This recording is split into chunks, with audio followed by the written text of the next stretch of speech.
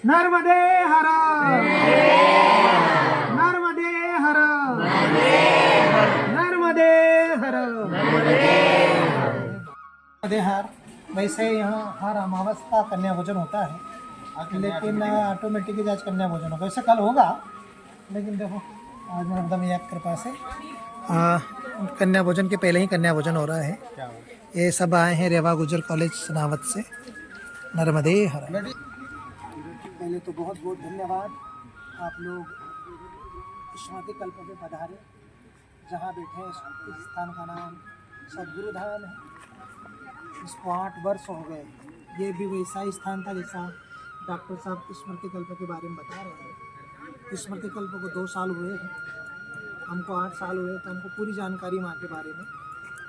पूरा बबुल से अस्त व्यस्त एक जंगल और झाड़ियों का स्थान था, लेकिन आज 2 साल में देखिए उन्होंने उनकी मेहनत रंग लाई। कुछ लोग जुड़े, फिर कुछ लोग जुड़े, अब धीरे धीरे। और परमार्थ का ऐसा ही होता है, धन्यवाद। लेकिन परमार्थ का अर्थ तो शून्य से शुरू होता है। अगर तुमने कहीं किसी पौधे की निंदाई कर दी, सफाई कर दी, एक लोटा जल भी डाल दिया, वो भी तुम्हारा परमार्थ है। तो किसी को आनंद दे दो, मुस्कुराहट भी परमार्थ है। कोई सामने से आना, आपने खिलखिलाता हुआ चेहरा कभी उसके सामने आपने खुद का दिखा दिया, तो वो भी तुम्हारा कहीं ना कहीं परमार्थ होगा। तो बहुत बड़ा उसका विस्तार है। शास्त्र में ये भी आया है कि एक पौधे को जब से लगाते हैं और उसको बड़ा करते हैं, विशाल करते हैं, इतना अगर हम कर दे जीवन में, तो एक पौधे को शुरुआत से सींच कर बड़ा करने तक अगर आप कार्य कर देते तो एक गांव को पालने के बराबर है, एक वृक्ष को पालने से। ये पुराण कहता है, ये शास्त्र कहता है। ये स्थान भी बहुत सुंदर है। यहाँ भी हमारी पूरी मेहनत से ही इसको सजाया है। जैसी स्थिति उसकी थी स्मृति कल्प की, वैसी स्थिति इसकी भी थी।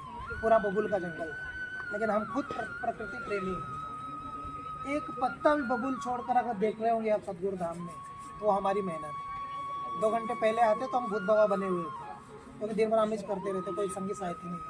कभी बेचारे बच्चे आ जाते 1-2 ने, तो पूरा हम ही पौड़ा चलाना, गश्ती चलाना, जालों में घुसना, कहाँ पानी चल रहा है, कहाँ नहीं चल रहा है, कहाँ टिबक चल रही नहीं चल रही, ये पूरा करके आज चित्तानंद का माहौल बनाया है। यहाँ सेवा चलती है, परिक्रमा के, चाहे फलाहार की, चाहे बाल भोग की। जो भी संत आते, जो भी भक्त आते, देख के प्रसन्न हो जाते। आप भी प्रसन्न हो गए। अच्छा, आप लोग अच्छा लगा के नहीं, अगर बबुल के जंगल में बिठा देते तो भी भागी जाते कि कहाँ ले आया। तो ये प्रसन्नता दे रहा है आपको, ये वातावरण यहाँ का है। तो फिर माँ नर्मदा की तो बातें अलग है। माँ से जुड़ गए तो फिर तो वो सोने की सुहागा है। जीवन में 2 चीज़ होती है, होता है स्वार्थ, होता है परमार्थ। स्वार्थ में तो पूरा संसार लगा पड़ा है, लेकिन परमार्थ के रास्ते जो चल पड़ता है वो बहुत कम लोग होते हैं, मुट्ठी भर होते हैं। लेकिन और बहुत भाग्यवान हम सभी हैं जो हम माँ रेवा के तट पर बसे हैं, जन्म हुआ और हम रह रहे हैं, क्योंकि ये तपोभूमि है। हम तो अभी पैदा और अभी मर जाएंगे, पता नहीं चलेगा, क्षण भंगुर शरीर है। लेकिन माँ कल्पों से दे रही है। प्रलय में भी नर्मदा जी का अंत नहीं होता है। प्रलय में भी एक धारा माँ की अखंड बहती रहती है।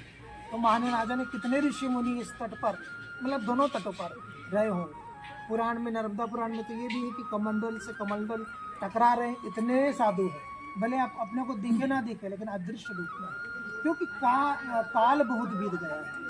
कल्प की गणना पता है? शायद आप लोगों को न पता हो। सतयुग, त्रेतायुग, द्वापर युग, कलयुग, ये 4 बार बीत जाए तो उसको बोलते हैं चतुर्युग। ऐसे 71,000 बार बीत जाए उसको बोलते हैं मनवंतर। ऐसे 14 बार मनवंतर बीत जाए उसको बोलते हैं एक कल्प। ऐसे कहीं कल्पों से माँ नर्मदा दे रही है। तो ना जाने कितनी तपस्या, कितना यज्ञ, कितना जप, कितना भंडारा, कितना लंगर, क्या क्या नहीं हुआ होगा धर्म का काम। और कितने कितने संत हुए होंगे करोड़ों से। तो ये बहुत पावरफुल जगह है। और माँ नर्मदा ने हमको बिठाया है, आपको जन्म दिया, हमको जन्म दिया। हम भी निमाड़ के ही इसी क्षेत्र के हैं। तो बड़ी भाग्य की बात है कि हम रेवा के तट पर हैं, हम युवा हैं। आपको ये भी समझना जरूरी होगा कि हमें सनातन अपने धर्म के प्रति हमें बिल्कुल निष्ठावान रहना हो।